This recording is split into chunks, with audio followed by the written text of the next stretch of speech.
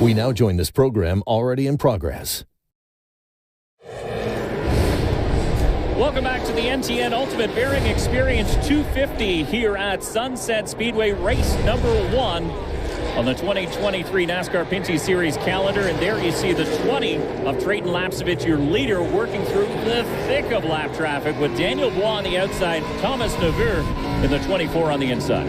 And Neveu is all sorts of sideways in the 24 machine. Of course, we talk about this a lot. Once you go a lap down, you want to stay the top running car a lap down should a yellow come out. With the 96, Donald, get behind him. That's MP Dubois, the spotter for Donald Teach, telling him to get back behind the 96 of Marc-Antoine Cameron in that battle for third. We rode on board with Cameron there briefly. When you run side by side, you are slower than when you're running in a line. You just have to limit the line you can run because someone is using up half of the racetrack. So spotter wise there to say, look, as much as you want to battle, get in line. Maybe you can close in on the cars ahead. See these drivers just settling in single file. Larry Jackson in 9th. We're riding on board Brandon Watson in 10th, and the 17 of DJ Kennington is sliding back just a little bit. He appears to be struggling in the Castrol Edge Dodge. He's in 11th right now, but he was higher up not too many laps ago. You know, there's a couple of drivers really struggling right now. Kennington is one of them. Andrew Ranger is another one. I mean, close to going a lap down here. We're only 40 some odd laps into this event, so they need a yellow flag. We'd probably see them come to pit road trying to find some adjustments.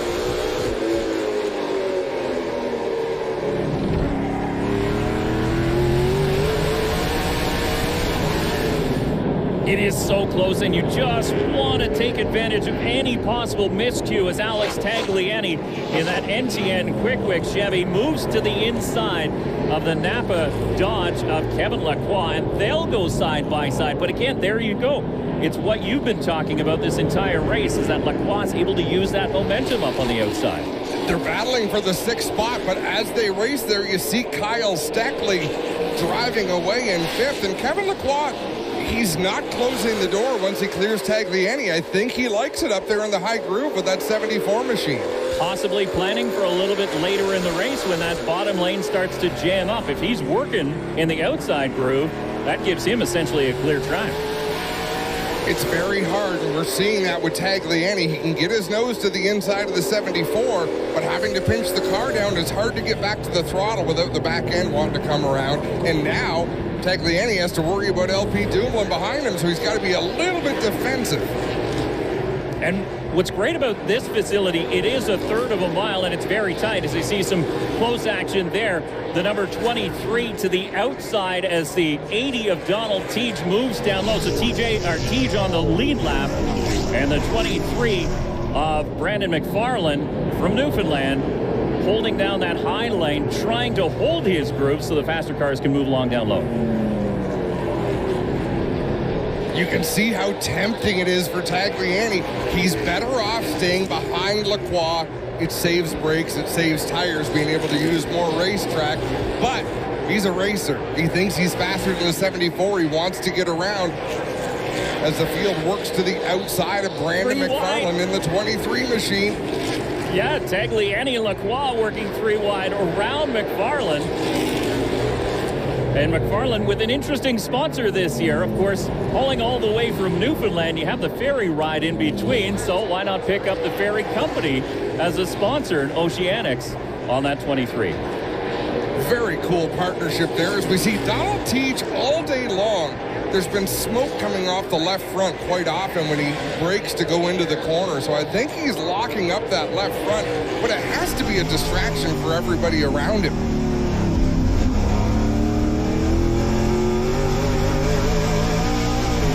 LP Dumoulin, one of the former winners here at Sunset Speedway in the WeatherTech Dodge. Alex Tagliani with a couple to his name. Trayton Lapcevich, obviously the winner last year in 2022. So they are the only current drivers in the series to reach victory lane here at Sunset Speedway. Yeah, there's been 7 races at Sunset with the NASCAR Pinty Series. Nobody has finished on the lead lap of all 7 races, which I thought was an interesting statistic. Well, the leader, Trayton Lapcevich, now with an over 5-second lead on the rest of the field. You can see in the lower box a battle for second now as Cameron sticks a nose underneath the 3 of Gannett. And in the upper box, that's a battle for 4th spot between Teague and Steckley. And the more they battle, quite often when the leader gets into lap traffic, it allows second on back to really close in. Trayton got to lap traffic, and it's like he accelerated, and he's pulling away even more. And the lap down cars being very courteous in this first race of 2023, but now is the time the crews start talking to their driver, and the drivers figure out exactly what their cars need for the break. As you mentioned, 5 minutes to work on those cars and make them right. One driver that's going to need some work is the 27 of Andrew Ranger. Todd's got more on that ride. Todd? Guys just checked in with the 2017. Yes, Andrew Ranger has fallen back a little bit. He's telling the team that the car is a little bit off. They're not really surprised by that fact. It is a brand new car. They've done some testing with it, but haven't given it the full shakedown that they'd like to. They'll make adjustments at the break. The absolute opposite over here for the 96 of Marc-Antoine Cameron. Last year's champion is making his way through the field. He's looking like a strong contender, currently sitting in 3rd place. That's right. I mean, Cameron has been cutting through this field like a knife through butter at times. He pulls up to the back bumper. Now he's struggling a little bit with the 3 of Alex Gannett, who really has been strong in the early going of this event. But the 96 started way back outside the top 10, and all of a sudden he's now in the mix. But he's learning the age-old lesson in racing. The closer you get to the front of the field, the harder these drivers are to pass. He's kind of settled into that 3rd spot for now. He's had lots of time behind Gannett. I don't think he's got enough to make a move just now. There's a 3-way battle. You have Lacroix, you have Tagliani, and you have LP Dumoulin, 3 grizzled veterans here at the NASCAR Pinty Series with 3 very different lines around this racetrack. Different lines, and I've been watching LP. Some of his passes, he drives it deep into the corner, and the car washes up the racetrack. He's not going to be able to do that to Tagliani because Tag is holding tight in that 2nd groove, so he's going to find a driver's door is right in his path. But what's great about this track, and you'll see it from some of the overhead drone shots we'll have a little bit later on, is that Sunset Speedway is actually a little bit of a D shape, so the back straightaway is not really straight at all, as we've got caution on the track for debris, and that'll slow things down after 66 green flag laps to start this NTN Ultimate Bearing Experience 250. What a run it has been for Trayton Lapcevich, lapping his way into the top 10. Looks like Larry Jackson is going to be the benefactor of the free pass to get himself back on the lead lap, and there is the culprit. The reason for the yellow is we've got action on pit road with Thomas Neveu. Also, the GMS Leland number 9 is down pit lane. Todd? The 9 of Brandon Watson is loose exiting corners, so they brought him in for a handling adjustment. It's complete, and he's on his way. Yeah, so really not a lot being done on the cars at this point, just some minor tweaks. We'll be back with more from Sunset Speedway. Welcome back to Sunset Speedway. We're still under caution, but prior to the NTN Ultimate Bearing Experience 250, Sunset held the Big Z Memorial to celebrate the life of Bill Zardo. Dave, the legendary short track racer, Canadian Motorsport Hall of Famer, passed away this offseason. And what a race we saw in his honor. Dwayne Baker driving for the 47, a stomping Tom Walters held off a hard-charging John Gaunt and Amanda Balson in what was an emotional event. And that race was that tight from start to finish. Just a dynamite dice between those 2 veteran drivers. The Zardo family, the Shepherd family there to greet Dwayne Baker in victory lane. And of course, that event made way for this 250 laps of NASCAR Pinty Series action. We go back to green with Trayton Lapcevich setting the pace in the number 20. See if Lapcevich's car changes with the caution laps. Do those tires cool off? Do they stick quite as well? It looks like they do. The Delta Bingo number 20 powers to the lead once again. And we are immediately under caution. Glenn Stiers in the 0, JP Bergeron in the 1. Looks like both of them will be able to pull away, but They got stacked up pretty hard going into turn 1, and it looks like Glenn Steyer's the worst for wear in that GSR number 0. Steyer's was towards the back of the line on the inside, and it was kind of that accordion effect as everybody got into turn number 1. Looks like Steyer's might have smoked the front tires. Getting in. It's right on board. So he had to let off the brake. He got on the brake. You could see he was locking it up and the car started to spin. The only way to save it is to lift off the brake pedal, and that caused him to hit the car in front of him. Around he goes, and JP Bergeron gets collected. That was Malcolm Strawn in the 98 just ahead. The team going over the wall to try to secure that bodywork. Before they do, they want to also make sure that that radiator is solid. There's no water leaking underneath it. A lot of tape on that to make sure it's secure, and also tuck under the ductwork to keep those brakes cool. Well, Dave White is the crew chief on that 0 machine. He's also the one who masterminded the building of these race cars. Yeah, so he knows it definitely, and Glenn Steyer's looking for a very different outcome. But there you can see the damage to the one, the Russo Ford Mustang of JP Bergeron, as he got in that melee as well. Not too bad. Does not make a pit stop as Glenn Steyer's gets released. Field once again realigned as we get set to go back to green here at Sunset Speedway, about an hour north of Toronto, Ontario, in the town of Innisfil. A track first built in 1968, reconfigured in 2015 to become the track it is right now, and it is a very racy facility as we see side by side for second as once again Trayton Lapsevich gets a jump out in front. We ride on board with Alex Gannett. Hung up on the outside. He's going to drop in to the 3rd spot right behind Marc-Antoine Cameron. So Cameron to the 96 gets his wish. He's up in the 2nd spot. Does he have anything for the race leader? Well, it's that fight for that inside groove, and that's what caused that caution involving Glenn Steyer's, because everybody does start to back up, and now you start to see some of the fiberglass bodies showing a little bit of wear here, as some of the bumpers don't necessarily line up as well as others. No, in the fiberglass, you can only do so much. Obviously, there's steel underneath the fiberglass, so when you make contact with something, it will rip off these race cars. We see, though, Kevin Lacroix in the 74, he seems right comfortable in that high groove. He's not fighting to get down to the bottom whatsoever. Look at the Teach, number 80, starting to drop back just a little bit. Remember, he qualified on the outside of the front row.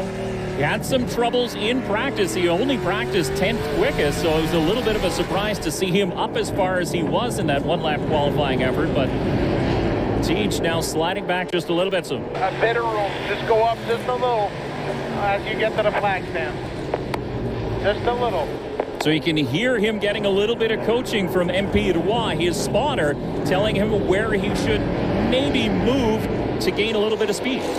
You know, the nice thing about the spotters, what makes them so effective is they can see the whole track. They can see what all the drivers are doing. Right now, Donald Teach is in the midst of a battle. He's got to focus on what he's doing, what Dumoulin's doing, what Tagliani's doing. MP Roy could look around a little bit and pick and choose the advice, the information he wants to feed to Teach. On board the O'Neill Electric eBay Motors number 84 of Larry Jackson, who's having a great run inside the top 10 really since the drop of the green.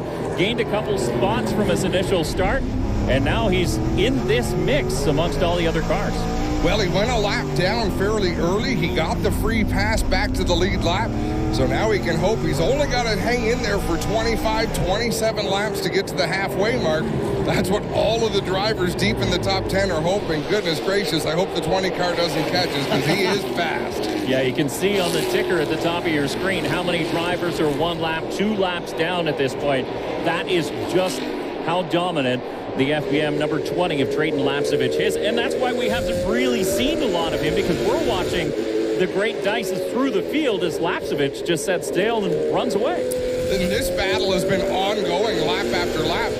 LP Dumoulin and Alex Tagliani have kind of swapped positions, because it was Tagliani pressuring the 74 of Lacroix.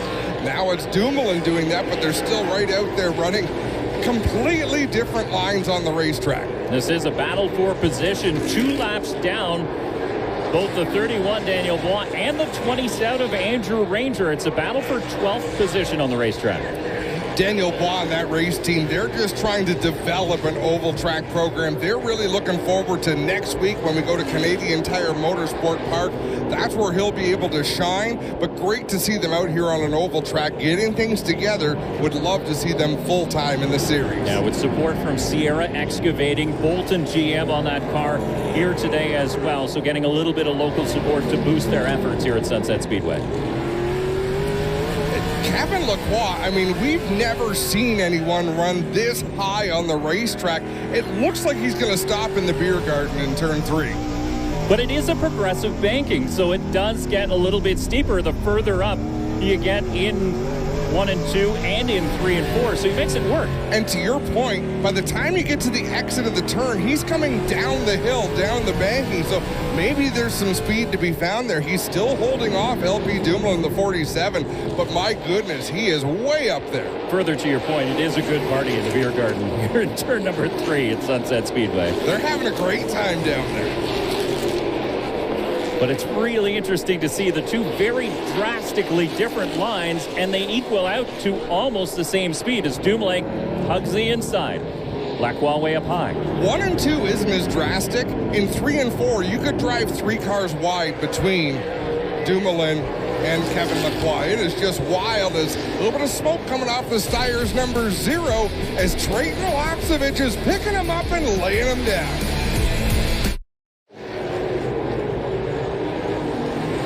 And there you can see Josh Collins, all kinds of crooked, as he moves to the inside to get away from the second place car, the 96 of Marc-Antoine Cameron, as we continue under green here at Sunset Speedway. Welcome back to race number 1 of the 2023 NASCAR Pinty Series here on TSN. You know, I've got to give a tip of the hat to Josh Collins and Brandon McFarlane here from Newfoundland. The cars they race in Newfoundland are late model stock cars.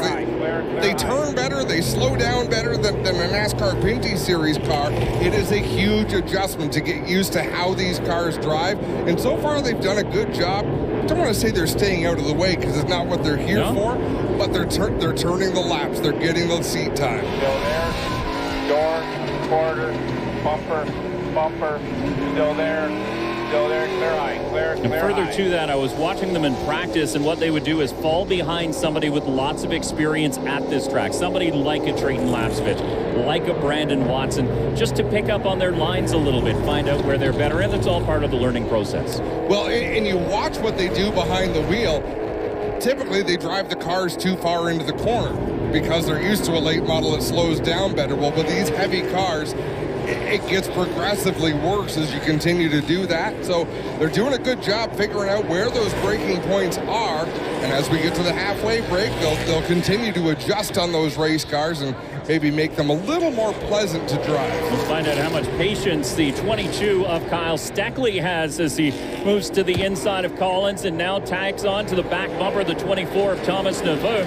As you heard Todd off the top of the show, Neveu has been running in the Porsche Carrera Cup North America in very different race cars, rear engine, different horsepower, but he's getting some results there. He's already had a top 10 and a couple top 15 finishes in that series in a stacked field. The reason a lot of race car drivers like running the NASCAR Pinty Series car is it puts a lot of control in the hands of the driver. You talk about Porsche racing and some of these exotic sports cars that are so performance driven. These cars, you've got to muscle them. You've got to work those cars around the track. 31's outside, still there, clear high, Ken Coutu, the spotter for Lapsevich, and the Delta Bingo and Gaming number 20 is instructing him through that lap traffic. Bergeron, the number 1, moves to the outside. Kevin Lacroix way up to the outside again in the 74 machine. He's got Alex Tagliani on his heels. They race in the 6th and 7th spot as we reach the midway point of this one. 125 laps are complete. Tiffany Gate coming on board as the sponsor of the Midway leader, and it's that driver, Trayton Lapsevich, who has been the only leader so far in the FBM Chevrolet. He's been so dominant all day. Quickest in practice, quickest in qualifying, and so far quickest in the race. He's holding a pretty wheel out there. Now we wait for the yellow flag. It's going to come out soon. It's in the vicinity of the midway point of these events, and there you go. Rob Sharp calls that yellow flag. We will gather the field together, and they will all head to pit road. Yeah, so this is the point where radios are busy. The drivers are relaying that information back to the crews. What do you need? What should we focus on? And how drastic will the changes be? You know who else is busy at this time in a race? Todd Lewis and Kendra Adams have to be in every pit at once. It's all happening at the same time as you see the drivers come for a controlled stop down along pit lane. That's where they are. They'll have 5 minutes starting now. Todd?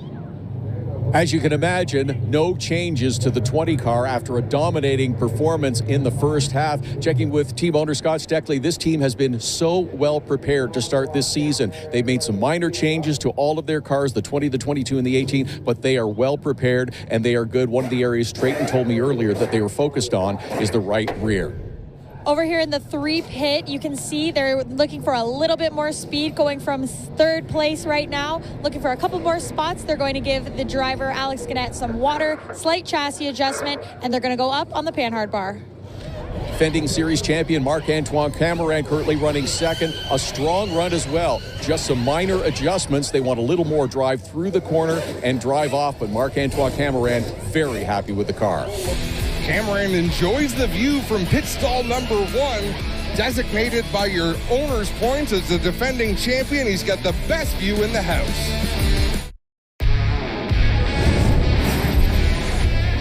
This NASCAR on TSN broadcast is brought to you by Castrol, Canada's #1 motor oil. By WeatherTech, protect your vehicle with intelligently designed products. And by Leland Industries, a proud Canadian fastener company.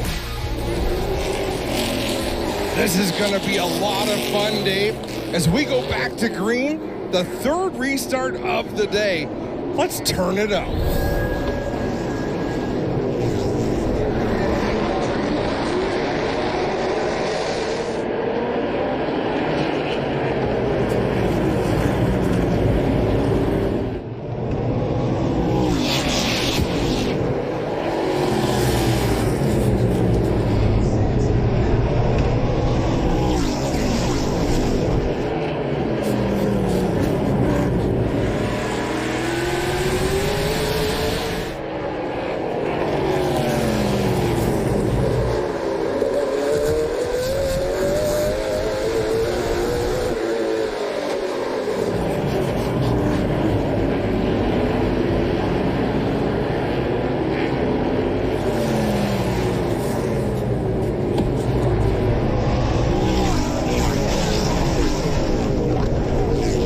So tight in the early going, and you can see the back bumper cover of the number 84 of Larry Jackson hanging from the back end of that car as he made contact with the 27 of Andrew Ranger. Everybody on brand new General tires and dicing for position. I dare say when it's the back bumper cover hanging off, the 27 of Andrew Ranger made contact with him. Back to the 74. Caution's out. And caution flies once again here on lap 137, and it is for debris. You can see a hole punched into the front grille of the number 18 of Alex Tagliani, and there is that debris in turn number 2. Let's have another look here as we ride on board with DJ Kennington in the 17. And there you can see it's the 23 of Brandon McFarland way up the racetrack, but now let's ride on board with Jackson. Cranks a whole lot of what I believe would be front brake into the car. And then a whole lot of steering wheel, too, as he gets a thump from behind. And the 22 of Scott, Kyle Steckley down pit lane. It looks like the crew going to work behind the left rear. Yeah, in that part of the race car, they're normally looking at the battery, probably going to swap that out. And this is going to be a quick fix on the eBay Motors O'Neill Electric number 84. Bumper cover off and Larry Jackson down and away. Tape going on the nose of the GM Paille Chevrolet number 27 of Andrew Ranger.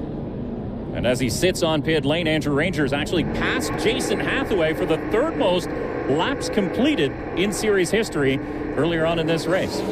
That takes a lot of commitment I mean, some of these records take so long to build and to break anymore because we're 17 years into this series. Nearly 24,000 laps completed. And when you're doing them 250 at a time, that's a lot of races. Pretty impressive as Mike Charret waves the green flag. We're back underway. Alex Guinnett, that's about as good a restart as we've seen anybody get, but still Lapsevich able to clear him off of turn number 2 and start using up that racetrack. Look at Cameron down low, though. That's where he's been making most of his passes. That GM Paillet Chevrolet number 96 is good down low, but now look, the 3 car has found some speed in that high groove. There is speed up there. Clear. Still there with room. Still there with room. Still there door. Still there with room. Jeff Gutler talking to Alex Guinnett. I love that pairing.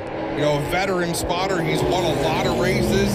He brings some intelligence that will help Alex Guinnett, who's a talented race car driver already. Yeah, he'll be spotting at the Indianapolis 500 this coming month. So very much a veteran spotter in that 3 camp. And Guinnett is, of course, a driver who reached victory lane a year ago at the GP3R, but he does have a number of top 5s on oval tracks as well after cutting his teeth in late models in Quebec. Quarter.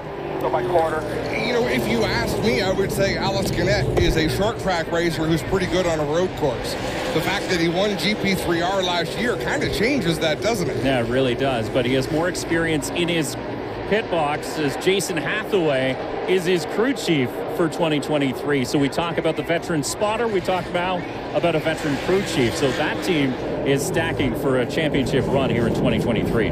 There's no way to achieve success in the NASCAR Pinty Series without all of those things.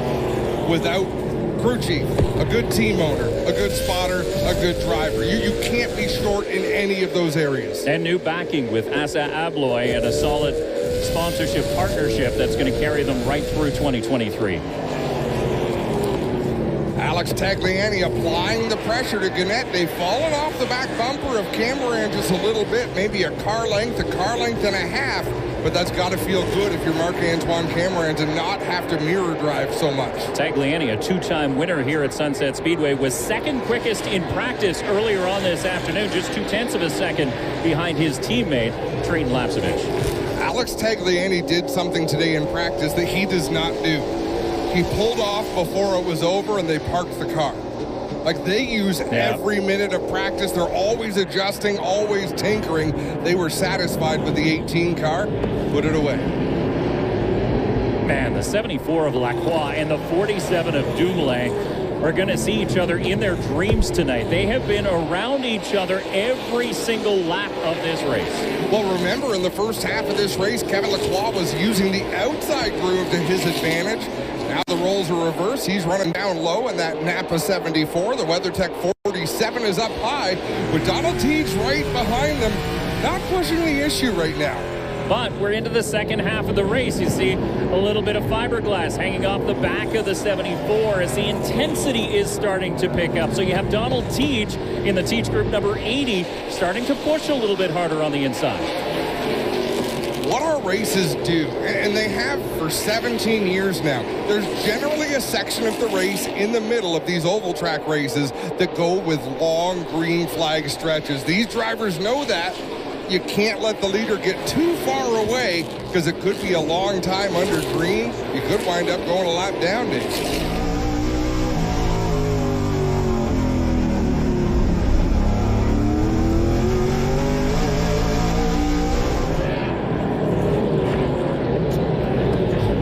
Aboard the WeatherTech Dodge of LP Dumoulin as you take a look at the ticker across the top of your screen, brought to you by Pinty's. You see Trayton Lapsevich is still your leader, the only driver other than Alex Guinnett. So 2 drivers in the 14.7s for their best lap of the race. That's a little bit better than 1/10 of a second quicker than the rest of the field. They really do have them covered. I mean, Trayton Lapsevich is in a world all to himself. If you look at the fastest lap of the race, Alex Guinnett actually has a faster lap than Trayton Lapsevich's fastest lap. But Trayton Lapsevich has the long run speed. He just got the more drivable race car. You know, we haven't mentioned the number 98 of Malcolm Strawn much this race, but he has been in the mix for the most of this. Just outside, just inside the top 10 as the caution flag flies once again, but jumping on board with Jim Bray is Malcolm Strawn. And it looks like a spin from the 31 of Daniel Bois. Bit of a yard sale down the front stretch of pieces of fiberglass, so that'll take a couple of minutes to clean up. The car doesn't look worse for wear. I managed to refire and get it going just after the leader got around. We'll have another look at what happened. Look at turn 4 at the top of your screen. There we go, a little bit of contact. I can't tell who he was racing with. You know what? I think it was Dexter Stacey in the 92, and Stacey down pit lane as the crew goes to work on the right front corner. So that's where the contact was made in that recap, number 92. So Trayton Lapcevich continues out front. The 98 of Strawn going to get the free pass. Welcome back to Sunset Speedway in Innisfil, Ontario, and race number 1 of the NASCAR Pinty Series season here on TSN. Lapcevich and Cameron, now your lead duo as we go back to green. We go back to 2022. There were some heated battles between Lapcevich and Cameron. I mean, I think back to Newfoundland. There were some heated moments. Cameron, trouble. Around, and it's Alex Tagliani maybe off the nose of the WeatherTech Dodge of LP Dumoulin as caution flies once again here on lap 180. A quick 180 from the NTN bearing St. Hubert Chevrolet of Alex Tagliani. Have another look.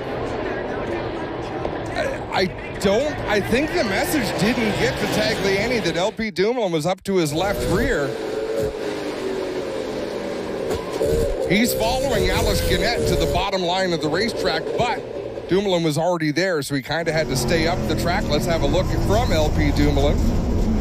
Yeah, Dumoulin was way down on the grass there. It's just a racing deal. They're going for some tight real estate on that restart. A best opportunity for drivers to improve their position. So a little spin, no real damage to the 18. He'll tag on to the tail of the field, and we'll get back underway. As we were saying, there were some contentious restarts between Marc-Antoine Cameron and Trayton Lapcevich at Eastbound Speedway out in Newfoundland. Now Lapcevich, being the leader, controls the line. Didn't look to be any shenanigans going on, but drivers don't forget. What about the race here at Sunset Speedway last year? Raphael Lessard and Marc-Antoine Cameron coming to the checkered flag got together, and that allowed Trayton Lapcevich to slip through and claim his first ever victory. But yeah, there's been a lot of that involving the 96.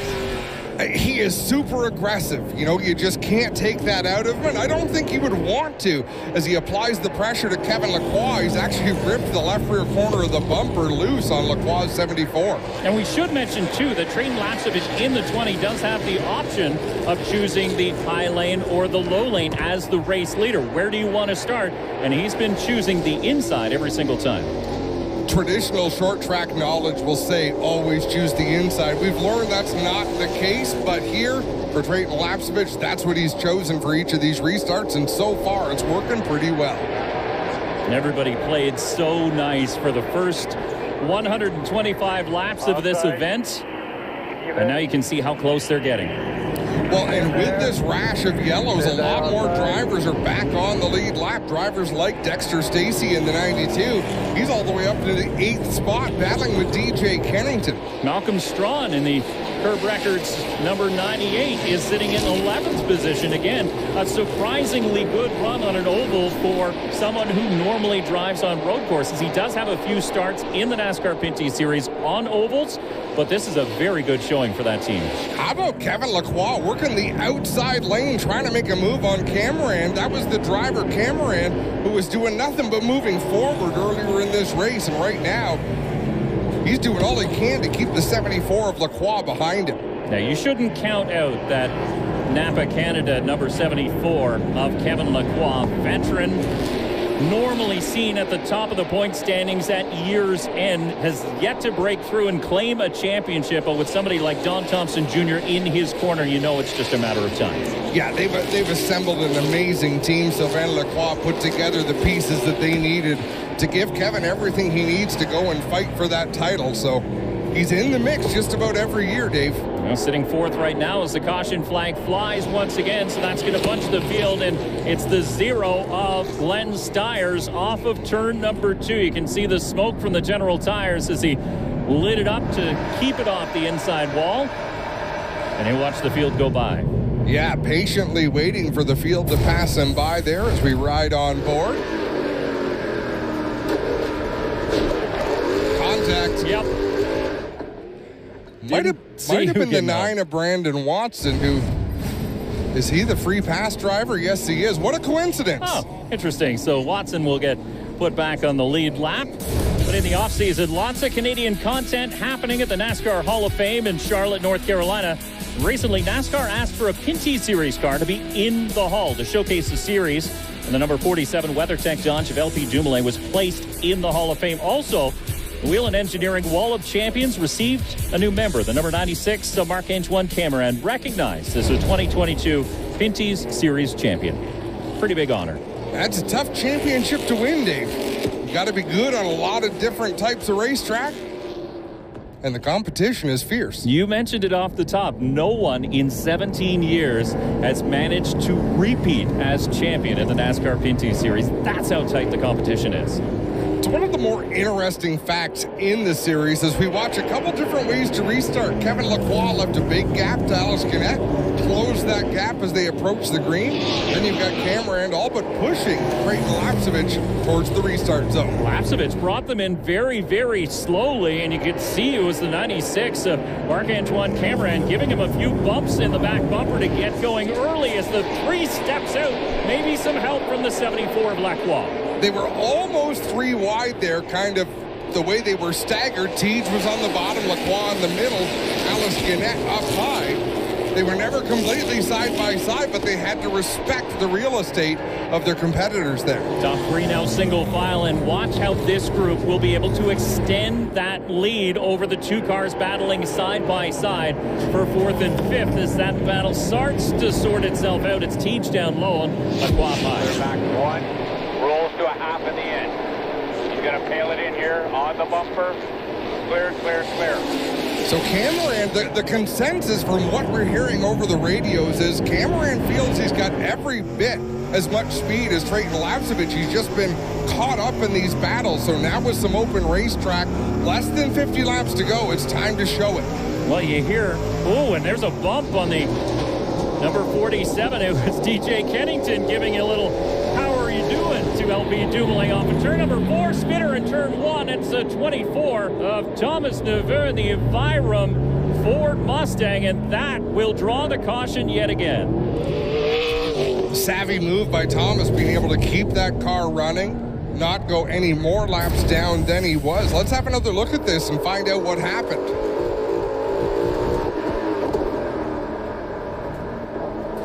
Cars stacked up in front. He got on the brakes, and the driver behind didn't. But now that car stalls, and he's going to need to push back to his pit stall. And crew chief racer Ray McGaughy, who comes back to the series here in 2023. So we'll take a quick break here on TSN. We'll be back with more. Getting set for another restart here at Sunset Speedway, and there's been some chatter on the radios about that, Todd. Guys, things are going extraordinarily well for the 20 team, but NASCAR has warned Creighton Lapcevich about the restarts. They told him, don't slow down so much. Keep up pace car pace. They don't want him backing up the field too much and getting a jump on the field on those restarts. Dave, you brought it up on the last restart.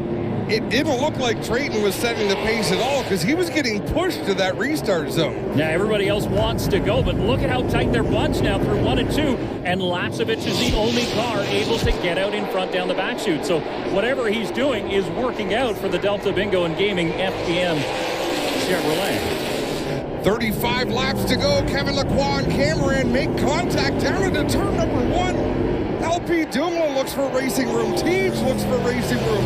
They opt to keep it 2 wide right now. Heck, we were almost 4 wide there, Dave. They're still rubbing in 3 and 4. We'll see if they keep it up in 1 and 2, but the intensity has ratcheted up here in the NTN Ultimate Bearing Solutions 250 at Sunset Speedway.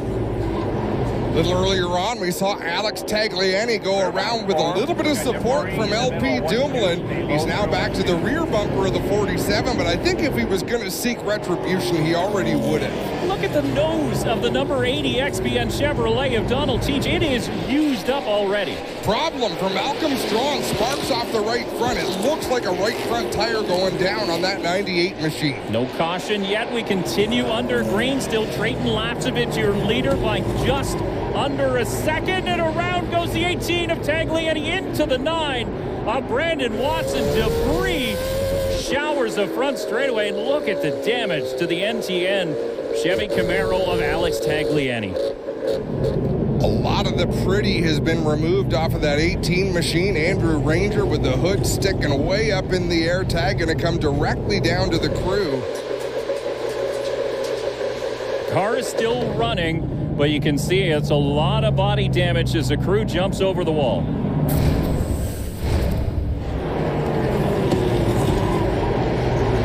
And once again, it's just a matter of more cars trying to fit their noses in a spot that they just won't fit. I mean, there's no way Tagliani could have known there were 2 cars on the inside. Now Dexter Stacy in the 92 is the one in the middle trying to be the thread in that needle, and the recap Chevrolet got into the back of Tagliani, and it looks like Tagliani's night is done. He hops out. Some words of comfort being given there to Alex Tagliani, but you know, when you go to a racetrack where you've been dominant before, it's that much more frustrating when things don't go your way. Especially when you were so good in practice, too. But this allows the Curb Records crew of Malcolm Strachan to take a look at that right front corner and see what's up. But Todd standing by with a disappointed Tagliani. Alex Tagliani has climbed out of that number 18. The liquid underneath is the reason you're out. It looked like you were trying to be patient and come up with the best possible finish. Take me through what happened from your seat. Yeah, I mean, it's very disappointing for the team, for 22 Racing, for the sponsors, NTN, Saint-Hubert, Genetec, and Quick. A lot of people here from them. I don't know what to say. It's not good racing. You know, the 47 just drilled me, and then the 9. And like you said, we were trying to be patient because we had a really good car. And once we got spun once, we made it all back without really crashing anybody. But it seems like some people are not capable of doing it. So, you know, I forgive, but I don't forget. Thanks, Alex. And it's a long season in 2023, so we'll keep an eye on the 18 car over the course of this campaign. But it's once again Lapsevich out in front, and Gannett can't quite get the run he needs up on the outside. And Cameron can't quite get the run he needs on the inside. So side by side, they battle for second. But Lapsevich isn't really drawing away this time. They battled side by side for about a lap and a half and didn't lose any ground to the race leader. Oh, Teach got right up underneath the back bumper of the Assa Abloy number 3 of Alex Gannett, but the driver, the Moto Limited Chevy Camaro, hung on to it and gives chase to second place. Marc-Antoine Cameron, who, you're right, is keeping right on the bumper. Here he takes a look for the lead. Wow, Trayton Lapsevich closes the door across the front bumper of Cameron in the 96. Cameron drives that car so deep into the corner as we have a yellow flag once again. We're going to be slowed for a problem on the back straightaway, and that was Brandon Watson in the number 9. Leland-backed Chevy Camaro of Brandon Watson, again making his first season out of the DJ Kennington stable with crew chief Reno Montanari. Have a look from onboard Larry Jackson in the eBay Motors 84. And Dexter Stacy right behind that Brandon Watson number 9 that looked like he just got up on the bumper and lightened him up and drove right through it. Doesn't take much when you're under power. In the 27 GM Paillet entry of Andrew Ranger back down pit lane, and the engine is off on that one as the crew goes to work underneath that crumpled hood, what's left of the hood of that Camaro. 15 laps to go. It's very subtle, but Cameron and Gannett have basically swapped spots every restart. One restart, it'll be the 96 up there. One restart, it's the 3 up there. The result has always been the same.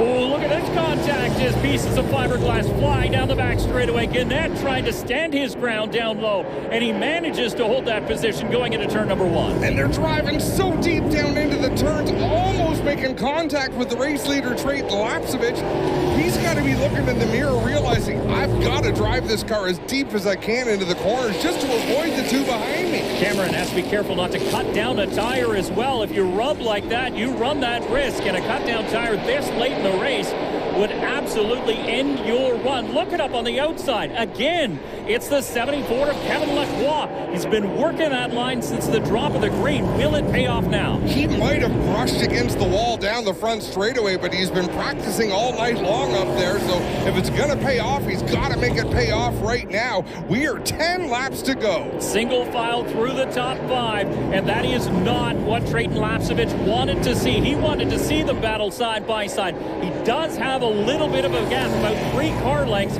back to the number 3 of Alex Gannett. And that is great comfort to Trayton Lapcevich. You know, 3 car lengths is kind of the magic number. Less than that, they could really try a flying maneuver into the corner, but 3 car lengths is tough to make up as we are under yellow. My goodness. Cameron had a run on the 3 of Gannett, and it's the 92 of Dexter Stacy who slows on the front straightaway. The 56 of Josh Collins went for a loop as well. You can see the nose hanging off the Wing-It Chevrolet. We call that evidence. Yeah, pretty much. What happened? These 2 cars were involved. Oh, did he catch the inside wall? No, he didn't, but was that ever close? Boy, the 92 came to a stop and everybody scattered to avoid. Deja vu all over again. We are going to NASCAR overtime, a green, white, checkered finish. Trayton Lapcevich, the race leader. Alex Gannett on the outside in the number 3. Can Gannett get the jump he needs up on the outside? And it looks like he does. A good run into turn number 1. They make contact. He pinches Lapcevich down. Lapcevich up the racetrack. They're 3 wide behind, battling for 3rd. Deej is way down on the low side, right on the rumble strip as Gannett powers through in the high line. New race leader for the first time. 2 laps to go when Alex Gannett is in the lead. Bump from Trayton Lapcevich through turn 2.